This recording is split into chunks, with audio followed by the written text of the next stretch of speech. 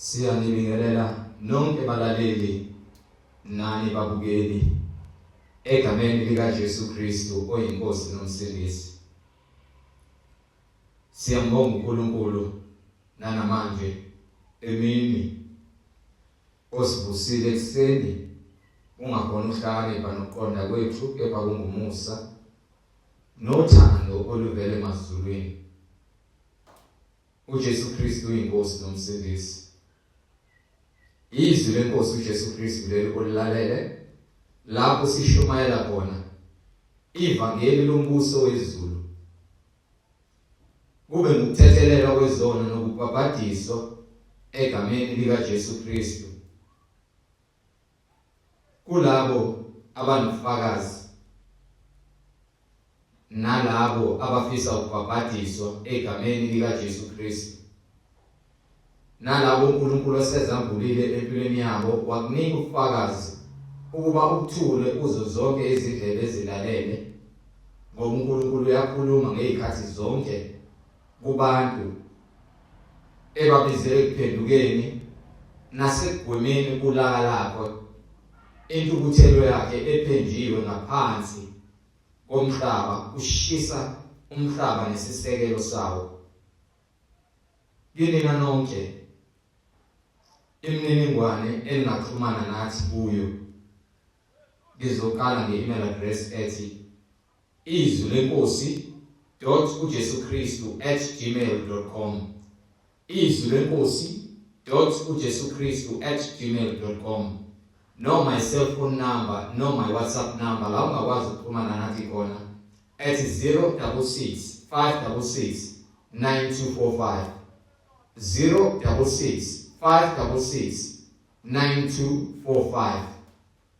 Izintshumayelo ziyatholakala ku-YouTube lapho ungahlala khona phansi uphethe iBhayibheli lakho noma uphethe iBhayibheli ulalelisise uhlolisise imbhalo engcwele ukube ngabe lokho okuzwayo ushunyayezwa khona ufundiswa khona uyafakazelwa yini imibhalo engcwele iBhayibheli. uNkulunkulu evumile egameni lika Jesu Kristu ku-YouTube uzo-searcha uthi izwi lenkosi uJesu Kristu, izwi lenkosi uJesu Kristu. Ungakhohlwa ukusubscribe, ungakhohlwa futhi nokupressa i-notification button ukuze ngaso sonke isikhathi uzoyithola izimfundiso eziphilileyo ezisiholela eqinisweni nasebungcweleni. Ungakhohlwa nokusharisha ilink nabo bonke abantu obaziyo, ikakhulukazi labo ohlanganyela nabo ngaso sonke isikhathi lapho nihlanganyela khona nifakazelana ezimfundisweni zenu ukuthi uNkulunkulu odale izulu nomhlaba uthumele indodana yakhe ezelwe yodwa vo enguJesu Kristu oyinkosi nomsindisi ukuze thina sisindiswe. uJesu ungumsindisi.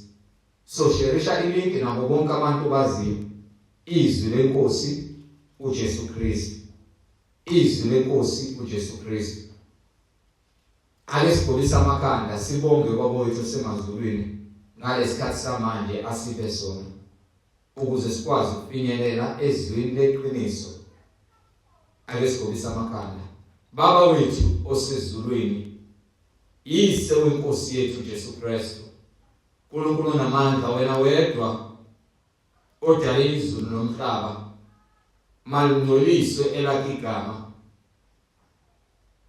Wena wedwa ongcwele ohlezi esiqaleni sobukhosi emazulwini, isihlalo somusa uNkulunkulu wethu phakathi kwamakherubi namaserafina, wena ukhonzwa ngabadala abama-24 nezilwane izidalwa ezine ozidalile. Siyabonga uNkulunkulu wethu nanamanje sithi malungcolise lakho igama Nkosi uJesu. Umbuso wakho mawufike ezimpilweni zethu, intando yakho mayenziwe. Siyasamukela isibani moya engcwele singuKristu Jesu ezimpilweni zethu nanamanje.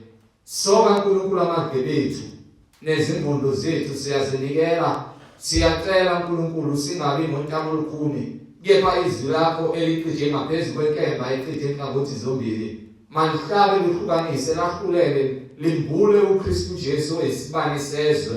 Intando yakho ize ifezwe ngempilo zethu ngokuba ufisi nokuba kubhubhe namunye yedwa wethu. Kepha bonke abantu beze kuphendukeni beze kuJesu Kristu oyinkosi nomsindisi. Thatha udumo nenkazimulo, philisa uNkulunkulu bonke abagulayo ngokamoya, baze baphile ngegama likaJesu Kristu ngokuba ngemvimbo yakho Nkosi uJesu saphiliswa. Thatha udumo nenkazimulo nanamanje emoyeni ngcwele egameni elihle leNkosi uJesu Kristu manje naphakade. Amen. Siyabingelela umoya ongcwele nanamanje egameni elihle leNkosi yethu Jesu Kristu. Siyabonga umoya kaNkulunkulu okhuluma kubaprofeti basendulo. Ungayeki ukhuluma njalo ukuze bafinyelele eqinisweni nasekuphileni kweqiniso egameni likaJesu Kristu. Siyabonga uNkulunkulu ngabapostoli ababehamba noJesu bemphatha, bedla naye, bezwa, bebona amandla kaNkulunkulu ayidlula mzimba owathi umoya ongcwele lo uyindodana yami ethandekayo engithokozile ngayo, mlaleleni uJesu Kristu ngumsindisi. Siyabonga uNkulunkulu egameni elihle leNkosi uJesu Kristu. Sheshisa thatha iBhayibheli sihambisane ngokungcwele egameni likaJesu Kristu oyinkosi nomsindisi. Sizoya kwincwadi yesibili kwabaseKorinte isahluko 10 ivesi lesine. Sizoqala nje kwivesi lesithathu. Ngokuba noma sihamba sisenyameni asili ngokwenyama, ngokuba izikhali zethu zokulwa asizo ezenyama, kodwa ngaye uNkulunkulu zinamandla okubhidliza izinqaba, zichitha izizindlo nakho konke okundephileyo, okuziphakamisela ukuthiyana nokumazi uNkulunkulu. Namacebo onke siwathumbela ukumlalela uKristu.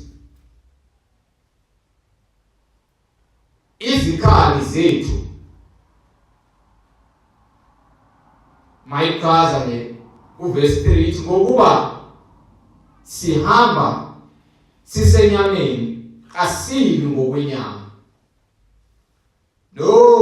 Cha, asili ngokwenyama. Asili ngokwenyama ngokuba umyalelo kaNkulunkulu uthi yizwa Israyeli. Mayichaza incwadini kaDuteronomy. Mayichaza incwadini kaDuteronomy isahluko 6 verse 4.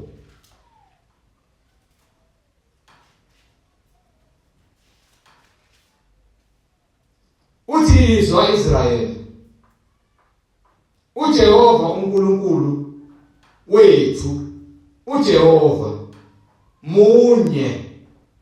Wothanda uJehova uNkulunkulu wakho ngayo yonke inhliziyo yakho, ngawo wonke umphefumulo wakho, nangawo onke amandla akho.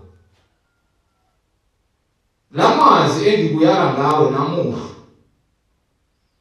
ayakuba senhlizweni yakho. Ubafundise impela wona abantwana bakho. Uwakhulume lapho uhlezi endlini yakho, nalapho uhamba endleleni, nalapho ulala, nalapho uvuka. So uJehova uNkulunkulu wethu munye. Usifundisa ukuba simthande ngakho konke. usifundisa futhi ukuba sazi ukuba yena yedwa uNkulunkulu wethu.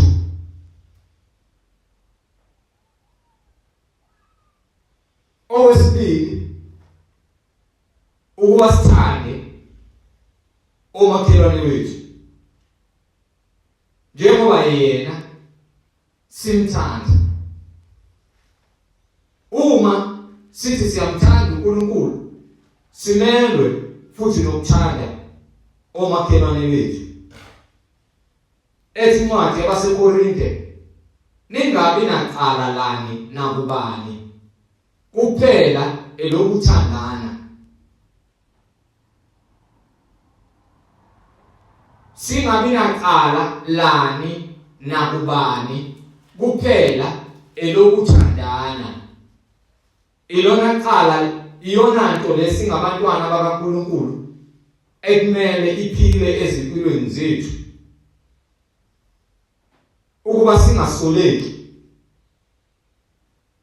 asingabi nacala lani noma kubani, kuphela nje elokuba sithandana. Ethi incwadi yokuqala kuTimoteyu isahluko sesi-5, uTimoteyu wokuqala isahluko sokuqala ivesi lesi-5, kepha umgomo wothando, umgomo womyalo uwuluthando oluvela enhliziyweni emhlophe. Umgomo womyalo uwuluthando oluvela enhliziyweni emhlophe nakunembeza omuhle nasekukholweni okungazenzisiyo. Umgomo womyalo uwuluthando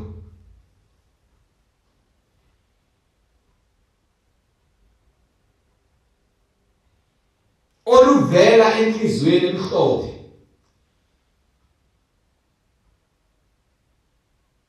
inhliziyo emhlophe nakunembeza omuhle. Athi uMathewu babusisiwe abanenhliziyo ehlanzekileyo ngokuba kumbona uNkulunkulu.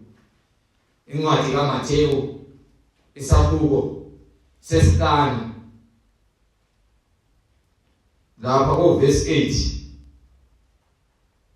ngizophuthuma ngiye khona ukuze ngiqinisekise ukuthi impela uvesi 8 babusisiwe abanenhliziyo ehlanzekileyo ngokuba bayakumbona uNkulunkulu.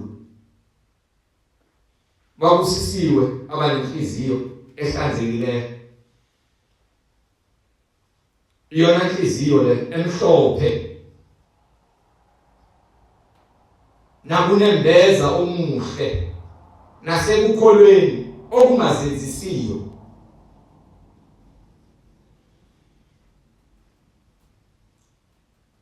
Abathe abanye bephaphalazile kulokho, baphambukela ekukhulumeni okuyize, befuna ukuba babe ngabafundisi bomthetho, ingani ngabaqondi abakushoyo nabaqinisa ngakho begomela. Siyazi kambe ukuthi umthetho muhle. Kunabafundisi abaningi abaphaphalazayo eqinisweni. Baningi abafundisi abaphaphalazayo eqinisweni likaNkulunkulu, bengafuni ukuhamba ngokwezwi likaNkulunkulu, befuna ukuyihambela ngokwenganekwane zabo.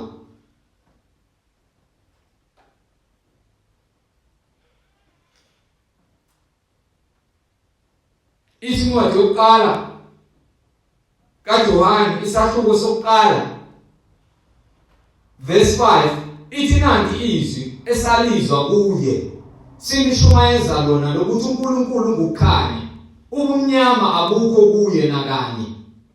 Uma sithi sinenhlanganyelo naye sibe sisahamba ebumnyameni sinamanga asenzi iqiniso. Kepha uma sihamba ekhwanyeni njengalokho yena uqobo esekhanyeni, khona sinenhlanganyelo omunye nomunye negazi likaJesu indodana yakhe liyasihlambulula ezonweni zonke. Uma sithi asinasono siyazikhohlisa neqiniso alikho kuthina. Uma sivuma izono zethu uthembekile ulungile ukuba sithethelele izono asihlambulule kukho konke ukungalungi. Uma sithi asonanga simenza umqambimanga nezwi lakhe alikho kithi.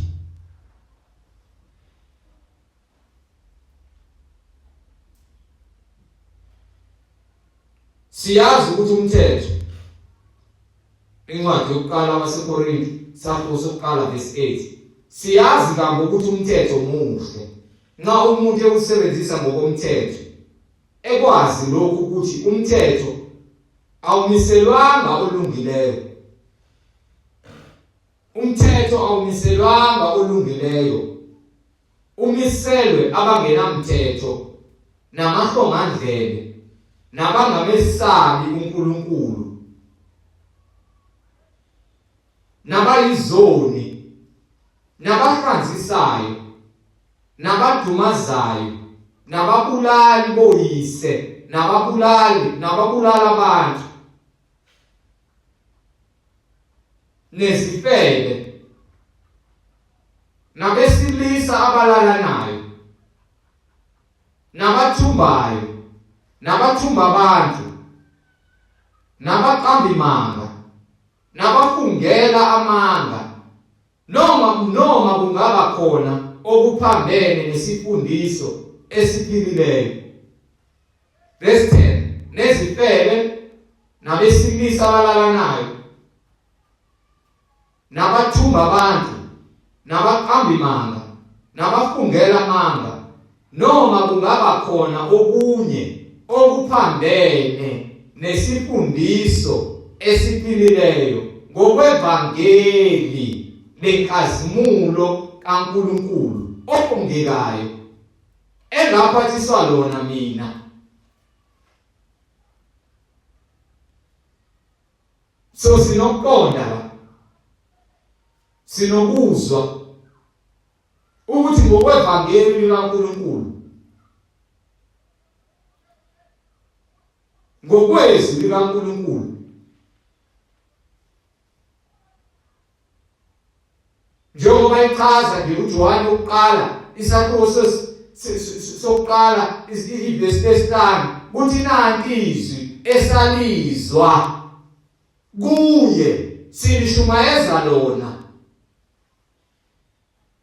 Ilona lizwi leli.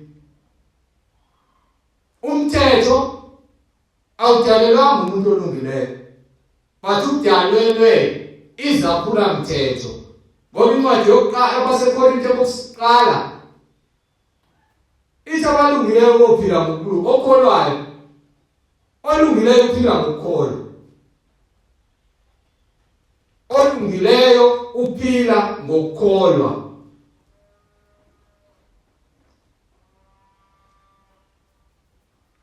So ngeke malithi olungileyo uphila ngokukholwa liphinde lithi umthetho awenzelwanga abalungileyo kodwa wenzela iphula mthetho.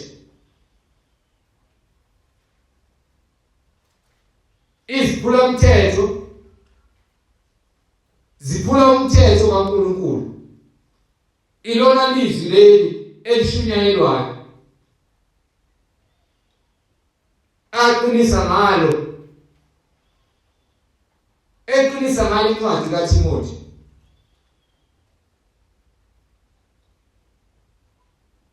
Siyambonga uNkulunkulu weqiniso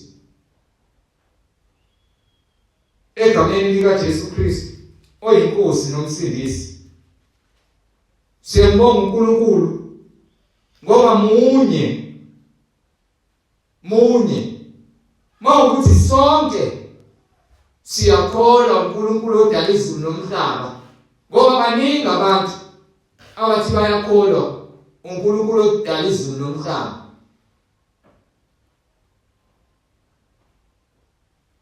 Kepha ungakholwa indodana kaNkulunkulu ayithumele emhlabeni ezelwe yona yodwa, awukholwa uNkulunkulu. Ilona lizwi leli esishumayelayo. Uyichithela isikhathi sakho nje. Mawukuthi ukholwa yenye into, ukholwe na uNkulunkulu, uyimoshela isikhathi. uNkulunkulu simazi ngoJesu. uNkulunkulu simazi ngoJesu. Asimazi uNkulunkulu ngaphandle kaJesu.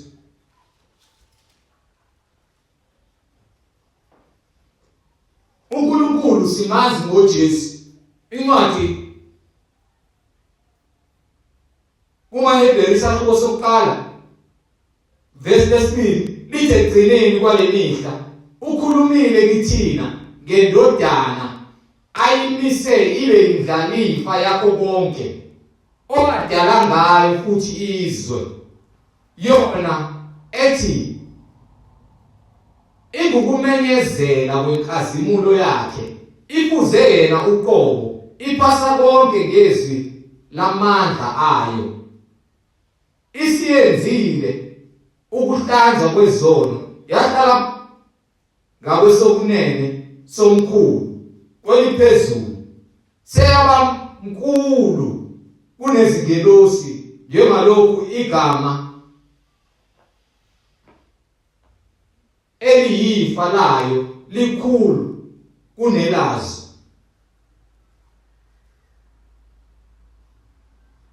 So uNkulunkulu simazi ngoJesu, asimazi ngenye into. Ngoba egcineni kuley'nsuku zamanje egcineni lezi uNkulunkulu ayithalalisile zongazi. Sesikhathini sokugcina manje. Iy'khathi zongazi uNkulunkulu uyithalalisile. Egcineni uNkulunkulu usekhulumile ngendodana yakhe. Yona edale konke. Ngoba izwi laNkulunkulu. Konke kungayo, kuphaswe ngayo.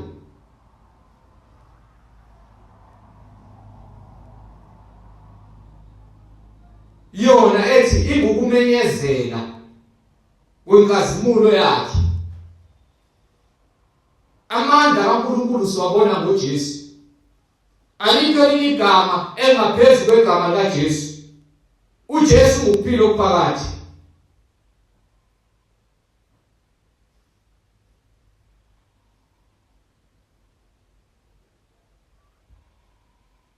Incwadi kwabaseEfesu isahluko sesine. Buyani bazalwane. Buyani nabayifundi bencwadi, buyani. Ngiyakwazisa.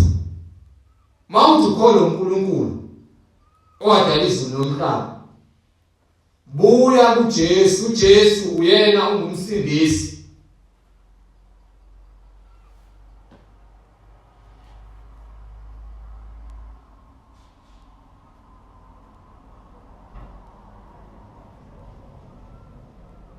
Incwadi kwabaseEfesu isahluko sesine verse lokuqala. Ngakho mina siboshwa enkosini ngiyanincenga ukuba nihambe ngokufanele ukubizwa enabizwa ngakho. Asihambe ngokufanele, ngokulungele, ngokuyikho ukubizwa kwethu.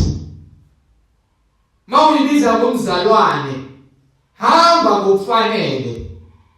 Mawuthi wena uyakholwa uNkulunkulu, hamba ngokufanele. uNkulunkulu usibizele ekuphendukeni ngendodana yakhe uJesu Kristu. Akasibizele emanzini, akasibizele koSawoti, akasibizele emagameni amabandla. Asihambe ngokufanele. Ukubiza kwethu niyanicela ukuba nihambe ngokufanele ukubizwa enabizwa ngakho, ngokuthobeka konke nobumnene, ngokubheka kade nokubekezelelana ngothando. Nikhuthalele ukugcina ubunye bukamoya ngesibopho sokuthula. Asikhuthalele ukugcina ubunye bokomoya ngesibopho sokuthula. Munye umzimba, munye umoya, njengalokho nabizelwa ethembeni linye lokubizwa kwenu. Yinye inkosi, yinye inkolo, munye umbhaphathisi. Yinye inkosi, yinye inkolo, munye umbhaphathisi.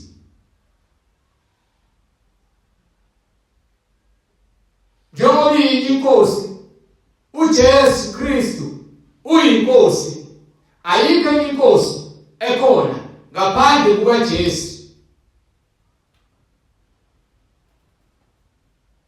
Ayikho enye inkolo ngaphandle kobungcwele. uNkulunkulu usibizele ebungcweleni. uNkulunkulu akasibizelanga ukuthi sibe hayi mina ngiChristian, hayi mina cha. Igama elithi Christian laqala e-Antioch, indawo ekuthiwa ise-Antioch. Mufunde incwadi yeZenzi sakuko 11 iyokutshela ukuthi abazalwane baqala ukubizwa ngamaKristu endaweni ekuthiwa i-Antioch. Muya encwadini yeZenzo isakuko 11 uzokusuka nokuqonda ukuthi hayi baqala ukubizwa ngamaKristu kulesikhathi. Ngoba uNkulunkulu yena nje ungcwele, usibizele ebungcweleni. Ingakho yonke into ekhona emhlabeni icashe ngokuthi nje iwumKristu. Kodwa banqaba ukuba bahambe ngobuKristu. Balwa nokuthi bahambe ngobuKristu. Incwadi iZenzo isakuko 11 verse 26. Wathi semphumeno wamyisa e-Antioch. Kwase kwenzeka ukuba umnyaka wonke bahlala ebandleni befundisa abantu abaningi. Kwaqala e-Antioch ukuba abafundi bathiwe amaKristu. So amaKristu igama eliqhamuke e-Antioch. Igama elithi asibengcwele. Incwadi leTimotheus chapter 19 verse 1 uzozwela uNkulunkulu ethi asibengcwele ngokuba yena ungcwele. uNkulunkulu ungcwele, usibizele emngcweleni. Nencwadi kaPetru iyafakaza asibengcwele bazalwane. Siye kulokho esibiza ngamaKristu, singafuni ukugcina izwi laNkulunkulu. uNkulunkulu uthi asibengcwele. Incwadi kaLevitikhosi isakuko 19 verse 1 uJehova wakhuluma kuMose wathi, isho kuyo yonke inhlangano yabantwana bakwa-Israyeli uthi kuyo, niyakuba ngcwele ngokuba mina Jehova uNkulunkulu wenu ngingcwele. uNkulunkulu ungcwele, usibizele emngcweleni. Asilangazelele ukufuna ukusibe ngcwele. Iyona nkonzo le ekumele silangazelele ukuthi sifunywane singcwele, singenakusoleka phambi kobuso bakhe. Yena wasithanda, usibizele emngcweleni. Simenyiwe, sibizele emngcweleni.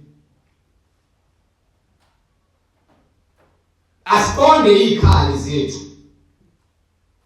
Asiqonde izikhali zethu zisebenza kanjani. Munye umzimba sibizelwe emzimbeni munye. Umzimba kaKristu. Munye umzimba. Munye umoya. Kodwana amaqhinga kaSathane. Umoya khona, umoya ongcwele. Eminye imoya khona kuyona. Umoya esimaziyo, umoya ongcwele. Njengalokho nabizelwa ethembeni linye lokubizwa kwenu. Ithemba esinalo ukuthi uJesu mayibonakaliswa siyofana naye. Siyovuswa, masilele, masisaphila, siyohlwithwa. Sihlangane nenkosi emoyeni, sibe munye naye. Siyakholwa yilokho. Ithemba lethu leli ukuthi uJesu mayibonakaliswa siyofana naye. Njengalokho nabizelwa ethembeni linye lokubizwa kwenu. Verse 5, yinye inkosi, yinye inkolo, munye umbhaphathiso. Awukho omunye umbhaphathiso khona ngaphandle kwalo ongena emanzini. Usuphendukile ubhaphathiso egameni likaJesu Kristu. Kukho ukuthethelela kwezono zenu. Khona niyamkwamukelisa isiphiwo sikaMoya oNgcwele. Awukho omunye umbhaphathiso ngaphandle kokubhaphathiso egameni lenkosi uJesu. Njengokusho kwembhalo, njengokwenza kwabapostoli.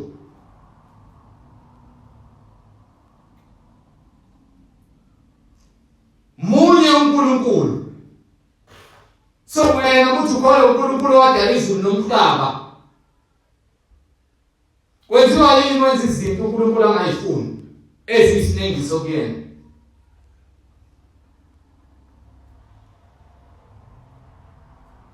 Kwenziwa yini wenze lokho ukuqanula umoya ongcwele nalokho uNkulunkulu angakufuni ukwenze ngenxa yamanga nenkohliso kamfundisi wakho?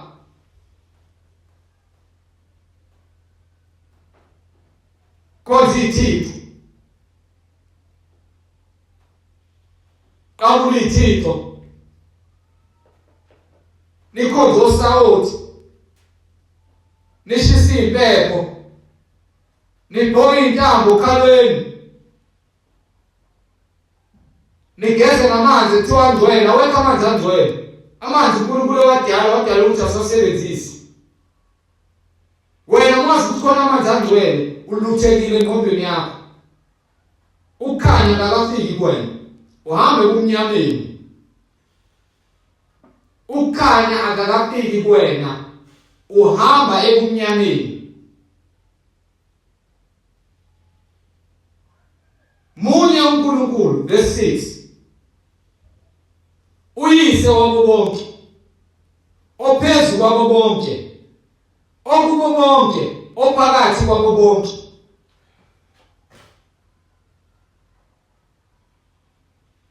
uNkulunkulu ubo bonke, phakathi kwabo bonke, uphezu kwabo bonke. Ngoba sinomphefumulo, uNkulunkulu awuphefumulela kuthina. Umuntu awumphefumulo ophilayo.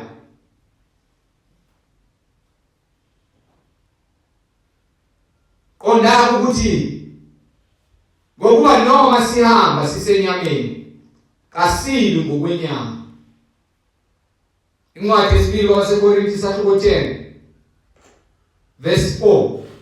Ngokuba izikhali zethu zokulwa kasizo ezenyama, kodwa ngaye uNkulunkulu zinamandla okubhidliza izinqaba, sichitha izizidlo nakho konke okundephileyo okuziphakamisa okuziphakamisela ukuthiyana nokumazi uNkulunkulu, namacebo onke siwathumbela ukumlalela uKristu. Amacebo onke, amacebo esitha uSathane okuthi ube namaphupho akuphuphise uSathane. uSathane uyakwazi ukumphuphisa umuntu. Uthulele ebusuku usufikele ukuthomba umzimba, uSathane akuhlasele ngamaphupho, uphuphe izinto engazizo kungathi zizona.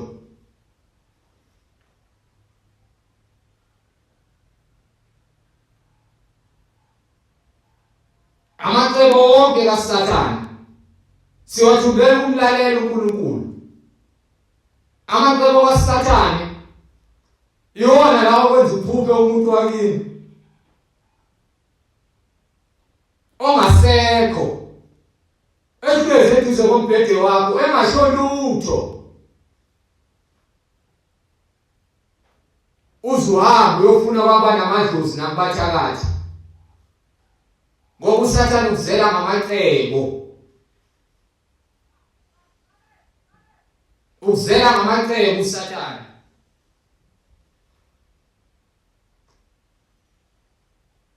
Incwadi uDuteronomy 13 verse 1. Uma kuvuka phakathi kwakho umprofeti noma umphuphi wamaphupho, akunike isibonakaliso nesimangaliso.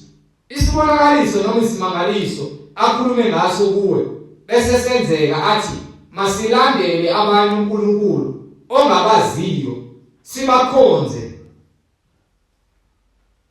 Ulandela abanye uNkulunkulu ongabaziyo ngoba ulandela imoya yokudukisa.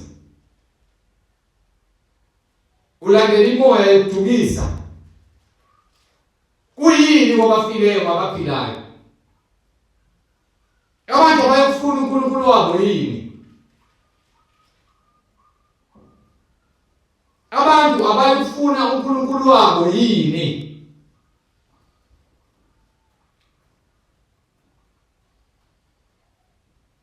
Uyakubuza umoya ongcwele, kuyini ngobafileyo ngabaphilayo? Wena uyaphila, uyofunani kwizinto ezifile? Ngoba abantu abafile basenasabelo kwabaphilayo.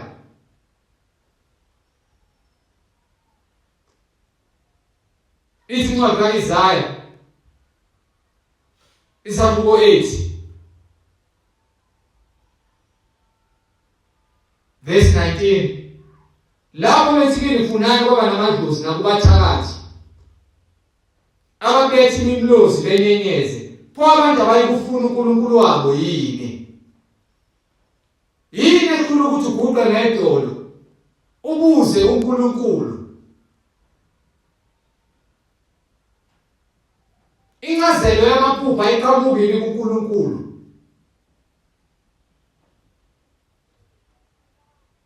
noDaniel wambuza,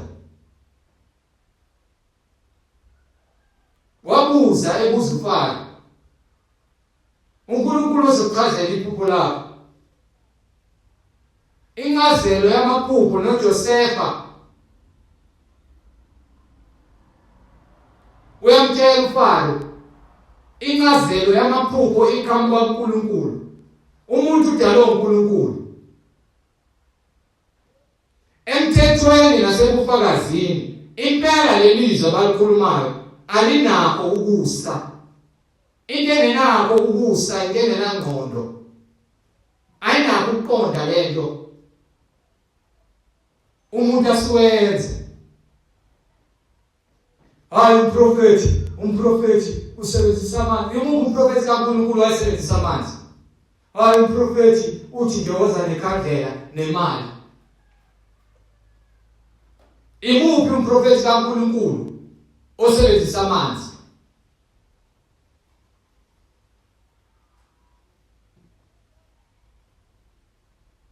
Athi Deuteronomy 13, isibonakaliso noma isimangaliso akhulume ngaso kuwe bese senzeka. Usathane vele uhlezi elindile ecuphile ukuthi ufuna ukukudonsa akufake shi engamthembeni uNkulunkulu ulahleke lokukholwa. Akunike ibonakaliso nezimangaliso engekho. Ngakabonga uJesu Kristu. Bese senzeka athi masilandele abanye oNkulunkulu ongabaziyo sibakhonze.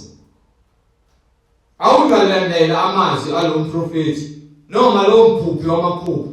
Ngokuba uJehova uNkulunkulu wakho uyakulinga ukuba azi ukuthi uyathanda yini uJehova uNkulunkulu wakho ngayo yonke inhliziyo yakho nangawo wonke umphefumulo wakho na. Niyakuhamba emva kaJehova uNkulunkulu wenu, nimesabe, nigcine imiyalo yakhe, nilalele izwi lakhe, nimkhonze, ninamathele kuye. Umuntu ohamba inyama kanamathele Jehova. No. uNkulunkulu umelene nezinyama. uNkulunkulu umelene nezangoma nabaprofeti bamanzi. Umelene nabo. Hayi kuhamba mama mfana. Hayi kuhamba mama. Umelene uNkulunkulu nalezo zinto. Hayi ayikho lento eyishoyo. Ayikho. Uyasangana lo. Okay. Ngithi uNkulunkulu umelene nalezi zinto. Umelene uNkulunkulu nalezi zinto. Akayifuni. Incwadi uNyumeri Sahluko 22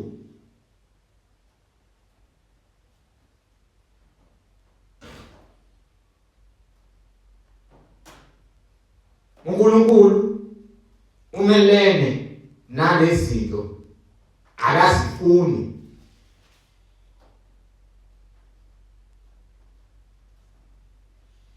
Incwadi uNyumeri Sahluko 23 verse 18.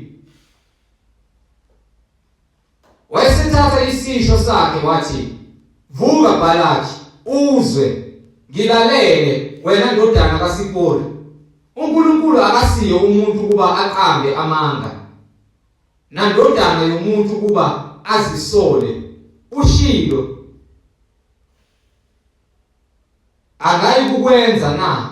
Ukhulumile angayi kukuphelelisa na? Bheka, ngiyaliwe ukubusisa, yena ubusisile, ukukubuyisa. uNkulunkulu akasiyo umuntu ukuba aqambe amanga. uNkulunkulu uhlula izangoma. Uhlula izangoma uNkulunkulu eziqamba amanga, zikhuluma izinto ezingekho. Kuhlole ukukholwa kwakho ukuba izwi likaNkulunkulu uyaligcina yini, uyalenza yini izwi likaNkulunkulu. uJehova uyamlandela yini ngenhliziyo yakho, noma ugcike ezinye izinto ezokuphazamisa ukubumazi uNkulunkulu ngenhliziyo yakho yonke, ngomphefumulo wakho wonke. Ingakho utholakala ulandela izangoma, ulandela umoya wokungoma, ulandele zonke izinto ezingekho namanga. Uhluleke izanusi la kuJesu. Zihluleke izanusi. Ngoba uNkulunkulu lokho akushoyo uyafeza. Uhluleke inyanga nezangoma.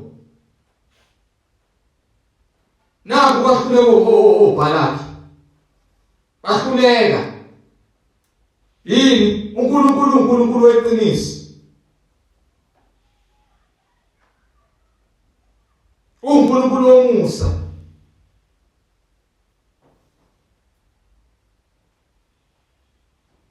uNkulunkulu wekazimulo nobubele. So uNkulunkulu mayihlola uyakwazisa futhi kuyini wabaphilayo, kuyini wabafileyo ngabaphilayo. Emthethweni nasebufakazini impela lelizwe balikhulumayo alinakho ukusa. Bayakujabula izwe becinekile belambile, kuyakuthi lapho belamba bavuke ulaka, bathuke inkosi yabo noNkulunkulu wabo, babheke phezulu. Umuntu suke eThekwini ahambe, hayi kunenyanga enzima kahle komhlaba yalingana, hayi siyobona ngoma, belambile beqinekile, imphefumulo yomile ithi uJesu nje kuphela. uNkulunkulu uyakuhlola ufuna uze kuyena. Sinokuqonda ngezwi likaNkulunkulu. Incwadi yesibili kwabaseKorinte 10 verse 5. Nakho konke okundephileyo okuziphakamisela ukuthiyana nokumazi uNkulunkulu. Lento yokuhlaba, hlabela amadlozi, uhambe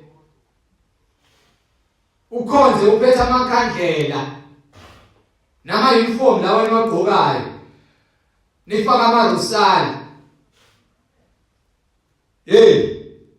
amacebo lawo,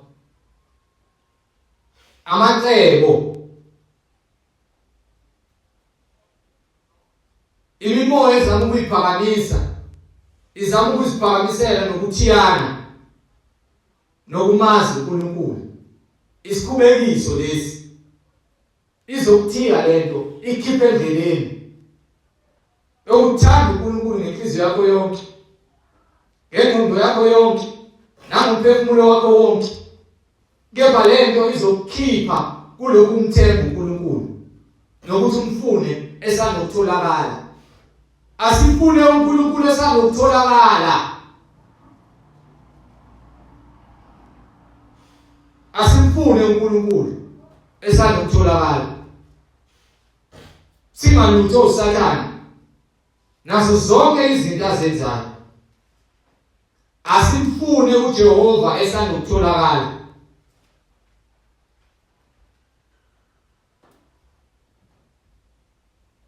Athi verse 5, nakho konke okundephileyo okuziphakamisela ukuthiyana nokumazi uNkulunkulu namacebo onke siwathungela ukumlalela uKristu, futhi silungele ukujezisa ukungalaleli konke nxa sekuphelele ukulalela kwenu.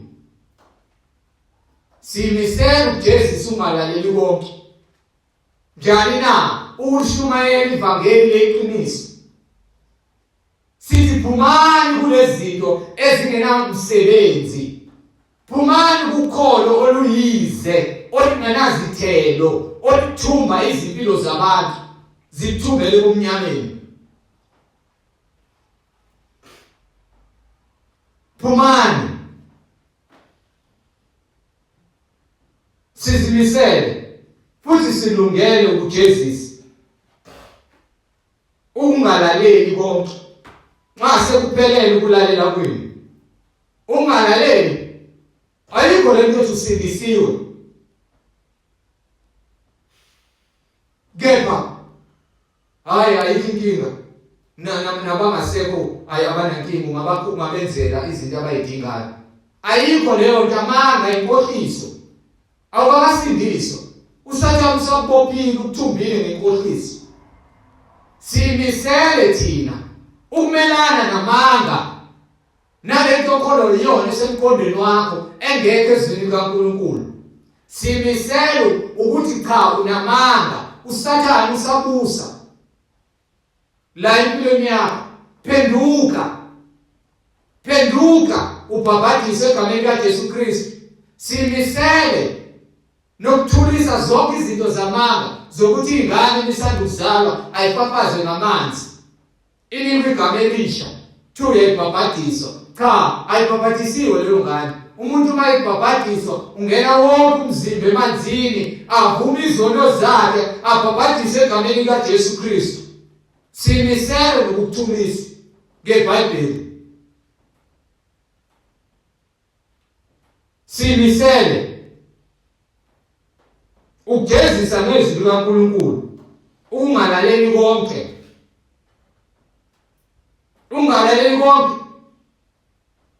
Ukujezisa siyasho uthi ifebe nabathakathi nendaba nabakambimanga nabangenalo uthando, isabelo sawo seqhilini bomlilo nesibabuli. Phenduka ubhabhadise egameni likaJesu Kristu. Verse 7. Bhekani lokhu okuphambili kobuso. Uma umuntu ezethemba yena ukuthi ungokaKristu, makabuye aqonde lokhu ngokwakhe ukuthi njengokuba yena engokaKristu sinjalo nathi, ngokuba noma ngingaze ngizibonge ngaphezulwana ngamandla ethu ayesipha wona inkosi ukuba nakhiwe, kungengokuba nibhidliswe. Angiyikujabhiswa ukuze ngingabi njengokungathi benginethuba nje ngezincwadi.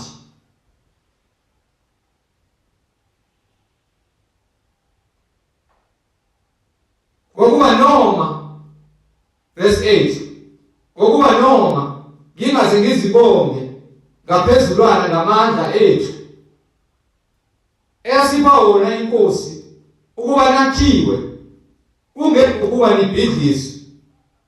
Angiyikujabhiswa ukuze ngingabi njengokungathi benginethuba nje ngencwadi. Ngoba kumele ukuba sakhiwe, sipheleliswe ekungcweleni bonke. So lokho esalotshelwa khona kulotshelwa ukufundiswa kwethu ukuze sakhiwe,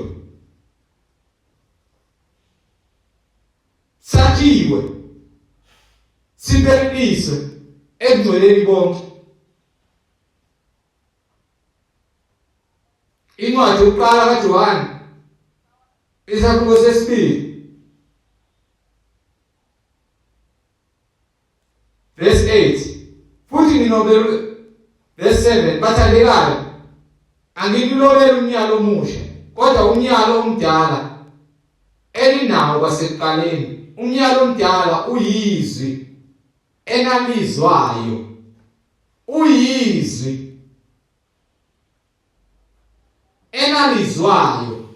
futhi nginilobela umnyalo omusha owona uyiqiniso kuye nakini, ngokuba ubumnyama buyadlula nokukhanya kweqiniso sekuyakhanya. Ubumnyama sebudlulile bazalwane, budlulile umnyama, ukukhanya sekufikile, uJesu ufikile. Ikhathi zongazi uNkulunkulu uyithalalisile. Kambe umnyameni ube isiphula mthetho, ube nabafazi abaningi, iso ngeso, udlulile lo mthetho. Ubumnyama budlulile, sekuvelile ukukhanya. Thanda umakhelwane wakho njengoba uyithanda nawe. Thandani izitha zenu Bakhulukeleni abantu balekisayo. Ubumnyama kudlulile. Ukhanya bufikile. Ukhanya kweqiniso kunguJesu.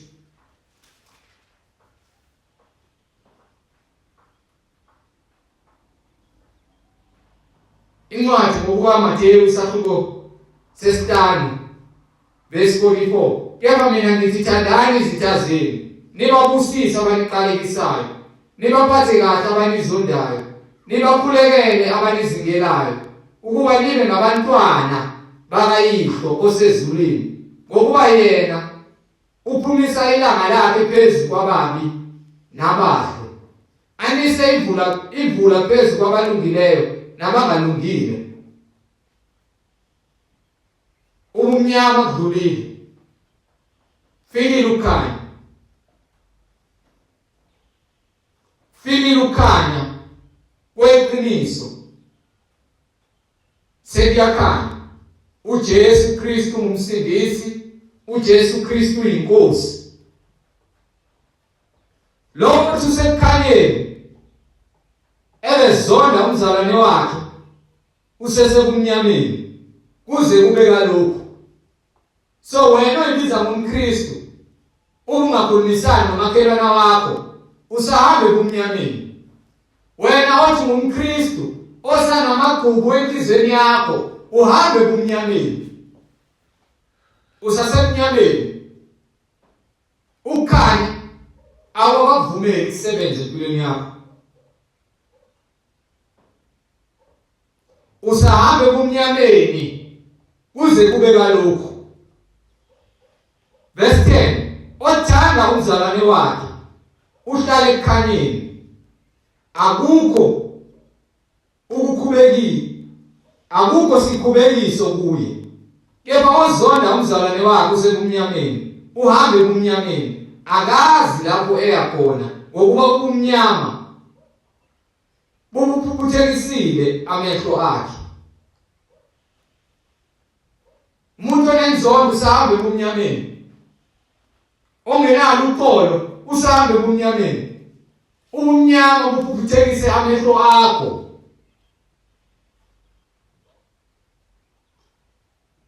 Incwadi yaseRoma isahluko 13 verse 8 ithe, ningabi nacala lani nakubani kuphele lokuthandana, ngokuba othanda omunye ugcwalisile umthetho. Ngokuba lokhu kuthi ungaphindi, ungafeli, ungabulali, ungafisi, noma ukhona omunye umyalelo kuyahlanganiswa kulelizwi elithi, wothanda umakhelwane wakho njengalokho uzithanda wena. Uthando alwenzi okubi kumakhelwane. Ngakho ke uthando lingukugcwaliseka komthetho.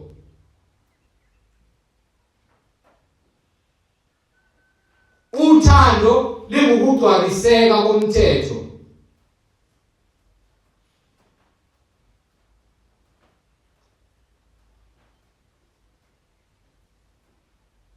So ngaphandle kothando sisahambe kumnyameni. Ungamthanda kanjani uNkulunkulu ungakamboni? Iyafakaza futhi nencwadi kaJohane isahluko sesine ukuthi singamthanda kanjani uNkulunkulu.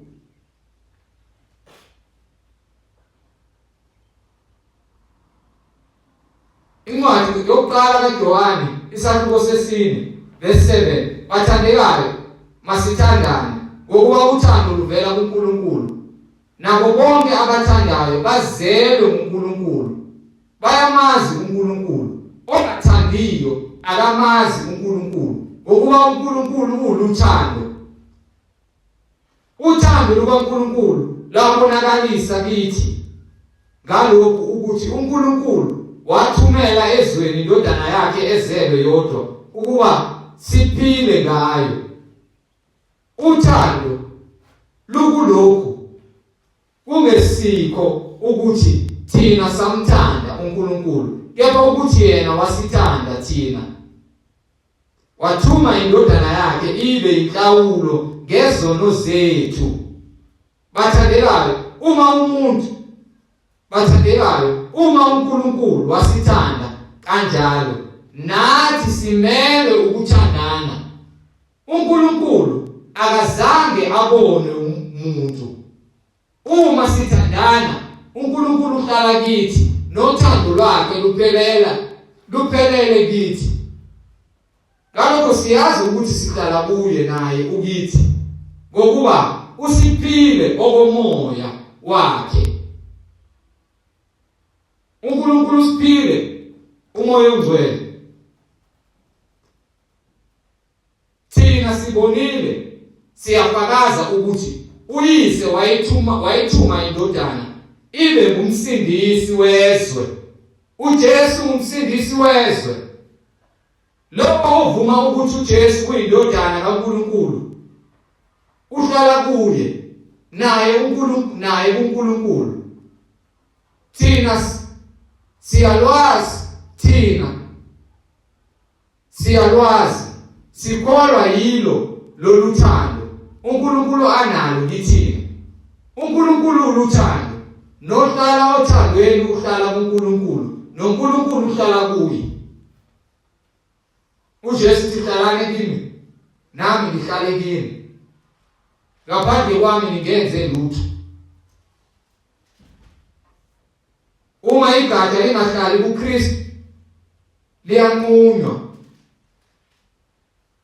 phoswa ngaphandle. Uma nje igatsha lingahlali kuJesu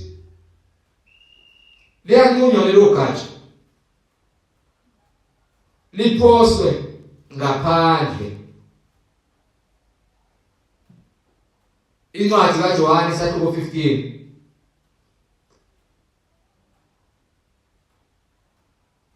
uthi uJesu verse 4, hlalani kimi nami ngihlale nami njengalokho, hlalani kimi nami kini, njengalokho igatsha lingethele izithelo ngokwalo kuphela uma lihlala emvinini, kanjalo nani kuphela uma lihlala kimi.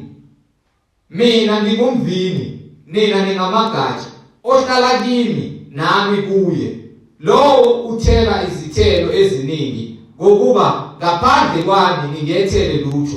Uma umuntu engahlali kimi, uladwa ngaphandle njengegatsha abune, bawabuthe bawaphonse emlilweni ashe. Uma lihlala kimi namazwi ami ehlala kimi, niyakucela elikuthandayo nikwenzelwe. uBaba uyakhazimulisa ngalokho ukuba nithele izithelo eziningi, nibe ngabafundi bami. Njengalokhu uBaba engithandile nami nginithandile, hlalani othandweni lwami. Uma nigcina imiyalo yami, niyakuhlala othandweni lami, njengalokho mina ngigcinile imiyalo kaBaba, ngihlala othandweni lakhe. Nginitshelile lokhu kuba ukuthokoza kwami kube kini, nokuthokoza kwenu kugcwalise. Izwi kaNkulunkulu liyayifakazela izwi kaNkulunkulu.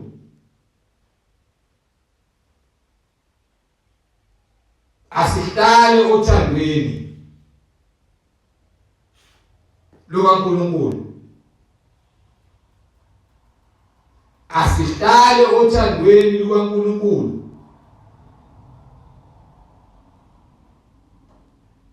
Sikhohlwe inganekwane. Konke ukukhanya kukaKristu ungakafiki ezimpilweni zabo, abalizwayo izwi uJesu Kristu inkosi nomsindisi, laba abafisa ukubhabhathizwa egameni likaJesu Kristu, nalaba abafisa ukuphenduka, izwi lithi vumani izono komunye nomunye wenu. Incwadi zethu isahluko sesibili verse 37, sebekuza abahlabeke enhlizweni bathi kuPetru nabanye abapostoli, madoda bazalwane siyakwenza njani na? Petru wayesethi, phendukani, ilona lo wabhaphathiswe egameni likaJesu Kristu kukho ukuthethelelwa kwezono zenu, khona niyakwamukeliswa isiphiwo sikaMoya oyingcwele, ngokuba isithembiso ngesenu nesabantwana benu, esabo bonke abakude, bonke inkosi uNkulunkulu wethu eyakubabiza. Wafakaza nangamanye amazwi amaningi wabayala wathi, zisindiseni kulesizukulwane esiphambeneyo. Zisindiseni kulesizukulwane esiphambeneyo. Labo abafisa ukubhaphathisa bazosithinta, mulalele ngishilo imininingwane ekuqaleni kwentshumayelo, mubukele imininingwane kwi-screen. uNkulunkulu evumile egameni kaJesu Kristu uzoyithinta inhliziyo yakho, usithinte, uphenduke ngokufaneleyo, ungene emanzini, ube isidalwa esisha, uthando lukaBaba lupheleliswe kuwena. Ake sigobise amakhanda. Baba, egameni elihle lenkosi uJesu Kristu, uNkulunkulu onamandla, siyakubonga khanya kweze, siyakubonga thando lukaNkulunkulu, siyakubonga wena mahluleli olungileyo, siyakubonga uNkulunkulu wethu ozizile emhlabeni ukuba singalahlwa kepha singene ekuphileni okuphakade. Uthando lukaNkulunkulu luphelelisiwe kwindodana yakho uJesu Kristu oyithumele ezweni ukuba ilethe ukuphila okuphakade. Siyakubonga Nkosi uJesu, wena wedwa umsindisi. Siyakubonga mduduzi wezempilo zethu, sigcine usigxilise uNkulunkulu othandweni lakho egameni elihle lenkosi uJesu. Philisa uNkulunkulu bonke laba abakuthaka kwelikamoya nabakuthaka emzimbeni, kubonakaliswa amandla akho uNkulunkulu wethu egameni kaJesu Kristu oyinkosi nomsindisi. Nalabo uNkulunkulu abasanovalo, qinisa ukukholwa ngaphakathi kubo, ubadonse Nkosi uJesu, bambeze ekhanyeni ngokuba wena ukhanya kwezwe, baze bathole ukuphila okuphakade kule nsuku ezimbi zokugcina Nkosi uJesu. Wena wedwa uyinkosi nomsindisi, thatha udumo nenkazimulo egameni elihle lenkosi uJesu Kristu manje naphakade. Amen. Amen.